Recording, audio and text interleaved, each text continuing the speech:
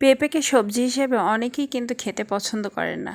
আমার কিন্তু বেশ লাগে, কারণ আমি পেঁপে ভাজি পছন্দ করি, ভর্তাও করি, তারপর আবার রান্নাটাও পছন্দ করি। আর আজকে যেটা শেয়ার করছি সেটা একদম সহজ এবং অনেক মজার। যা করতে হবে, প্রথমে পেঁয়াজ, তারপর আদা বাটা, রসুন বাটাটা অ্যাভয়েড করলেও হয়, জিরা বাটা, তারপর একটু ধনিয়া গুঁড়া, এই মরিচ, কাঁচামরিচ দিতে পারেন, শুকনো মরিচ গুঁড়োটাও দিতে পারেন, আর হলুদ, লবণ, তেল, এই যা সব কিছু দিয়ে একদম কষিয়ে নিয়ে তারপর পেঁপেটা ছেড়ে দেবেন।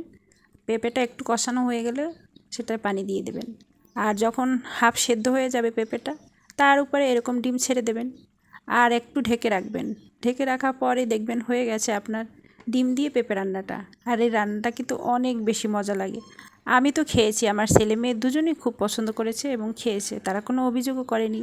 আর এটা দিয়ে সে খুব মজা করে তারা ভাত খেয়েছে কিন্তু। আর রান্নার শেষে একটু ভাজা জিরার গুঁড়ো দিয়ে দেবেন, ব্যাস রান্নাটা অসাধারণ হয়ে যাবে। আর পেঁপে যেহেতু শরীরের জন্য খুবই উপকারী, তাই মাঝে মাঝে এভাবে একটু রান্না করে খেতেই পারেন। আর যদি কখনো খেয়ে থাকেন সেটাও কমেন্টে বলে যাবেন। আর যদি রান্না করে না খেয়ে থাকেন, একবারের জন্য হলেও খেয়ে দেখবেন, পরিবারের সবাই পছন্দ করবে আশা করি। আর আমার এই সহজ রেসিপিটা কেমন হয়েছে কমেন্টে কিন্তু বলতে ভুলবেন না। আজকের মতো আল্লাহ হাফেজ।